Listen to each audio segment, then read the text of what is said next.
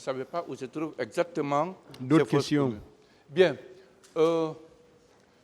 Mon capitaine,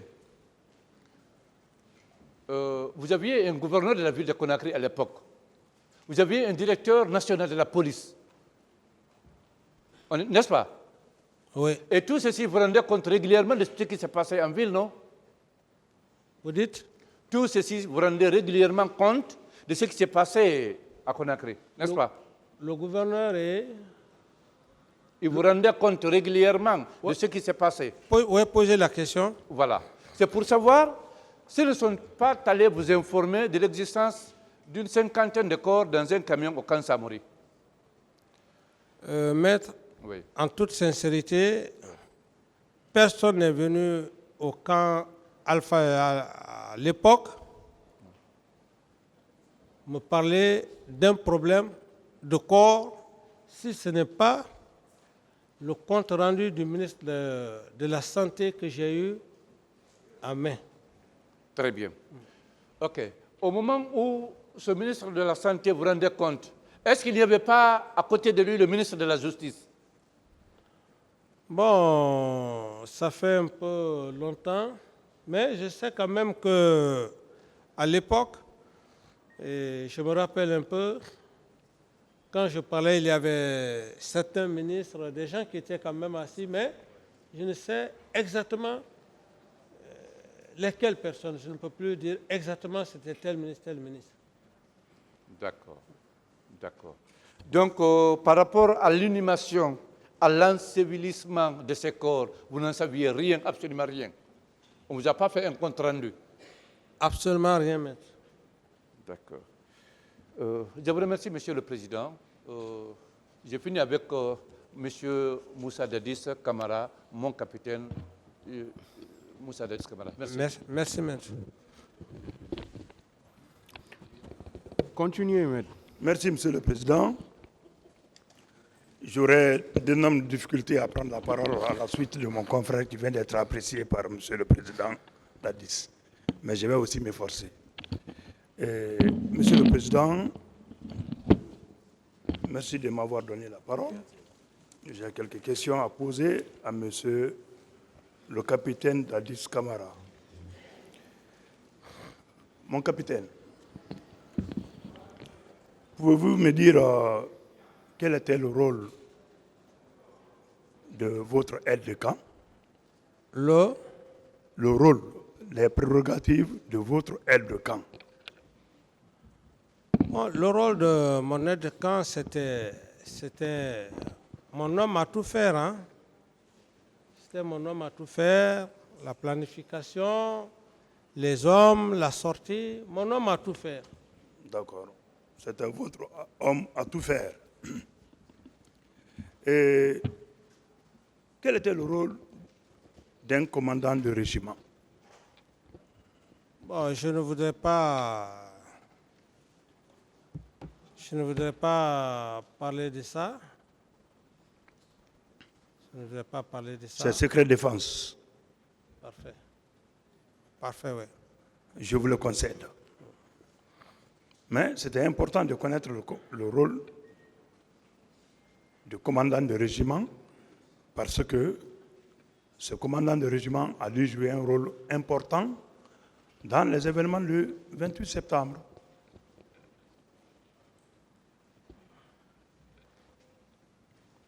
Ici, vous pouvez juste prenez juste un commandant qui gère une unité dans ce sens. Bon. Mon capitaine, quand est-ce que vous avez été informé par vos différents canaux d'information, les ministres, les proches, que M. Marcel était aussi parti au stade? Reprenez la question très bien. Quand est-ce que Oui. vous avez été informé après les événements du 28 septembre? Quand est-ce que vous avez été informé que M. Marcel était parti au stade? Par rapport à cette question, quand les événements se sont passés, puisque c'est avec Toumba qu'il travaillait avec Toumba, et il y a eu beaucoup d'informations, les gens parlaient.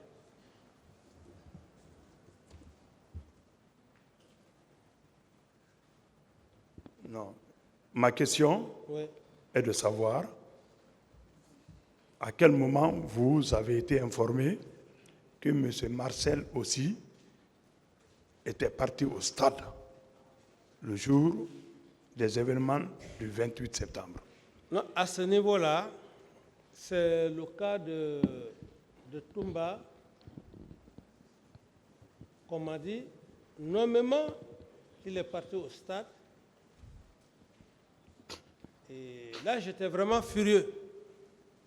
J'étais furieux et je me suis dit, les éléments avec lesquels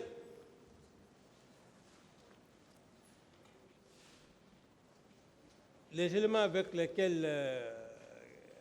est parti au stade et que j'allais les mettre aux arrêts. Il veut savoir pour M. Marcel. Pour M. Marcel, nommément comme ça, personne ne me l'a dit. Personne ne me l'a dit. D'autres questions, maître? D'accord. Est-ce que vous avez cherché à comprendre que M. Aboubakar Toumba était accompagné de qui et de qui pour se rendre au stade? Parce que les événements qui se sont déroulés au stade sont tellement énormes. Il y a eu des viols, des assassinats, du pillage. Mais c'est sûr que M. Toumba seul ne peut pas commettre toutes ces infractions pendant cette journée. Il a été accompagné, en tout cas selon vous, par plusieurs personnes du régiment. Vous êtes le président de la République, le commandant en chef des forces armées. Vous n'avez pas pu avoir des informations sur 5, 10, 20, 30 personnes qui se sont rendues au stade avec M. Toumba. Parce que vous dites que M. Toumba est venu au stade avec ces éléments. Je laisse de côté le nom de Toumba. Il n'est pas seul. C'est sûr, lui seul ne peut pas commettre toutes ces infractions. Est-ce que vous avez cherché à comprendre quels sont les éléments du régiment ou de la garde présidentielle qui se sont rendus au stade avec M. Toumba? Non, à ce niveau, puisque c'est Toumba qui est parti au stade, j'avais affaire avec Toumba. Du moment où lui-même, il m'avait dissuadé de ne pas y aller. Donc, j'étais vraiment furieux contre lui. Mais à ce que je cherche, c'est qu'il n'est pas parti seul. Ça, au moins, c'est clair.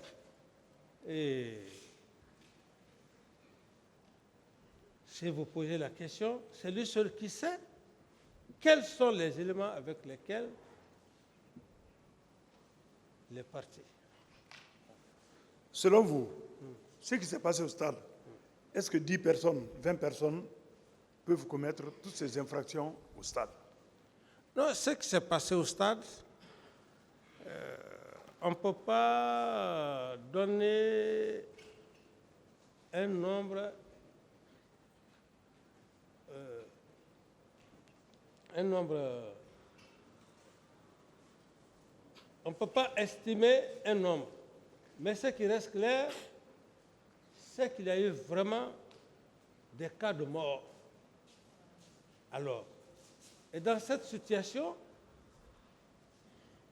dire qu'il y avait tel nombre, je ne saurais le dire en toute sincérité. D'accord. Merci bien, Monsieur le Président.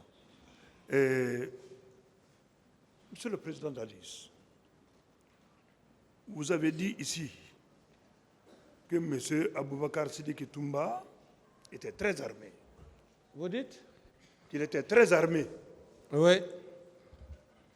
Raison pour laquelle vous avez renoncé à son arrestation. Oui, dès après le stade, oui. Oui, dès après le stade. M. Pivi a dit dans cette salle qu'il avait décidé d'arrêter M. Toumba. Et dans votre bureau, M. Toumba a même pleuré. Vous êtes intervenu pour dire à Pivi, non, il faut le laisser. Entre les deux versions, parce que quelqu'un qui pleure, c'est qu'il est faible, il est vulnérable. Quelqu'un qui est faible, c'est que M. Pivi pouvait l'arrêter. Selon M. Pivi, c'est vous qui l'avez dit non, il ne faut pas l'arrêter. Que selon monsieur... M. Pivi a dit que M. Toumba a pleuré dans son bureau. Oui, mais la question précise maintenant, la question, je veux savoir, entre ce que M. Pivi a dit et ce que vous avez dit ici dans cette salle.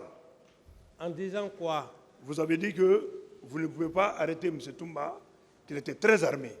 Oui, ça allait causer d'autres dégâts. C'est ce que j'ai dit, maître. Il ne faudrait pas qu'on soit en contradiction. J'ai dit que, suivez mon maître, j'ai dit que je voulais l'arrêter. Mais puisqu'il était puissamment armé, voyant ça, j'ai essayé de faire appel à la communauté internationale. Mais parallèlement à ça, Claude Pivi, lui, il ne savait pas, comment dirais-je, que moi j'avais pris cette décision de faire appel à la communauté internationale.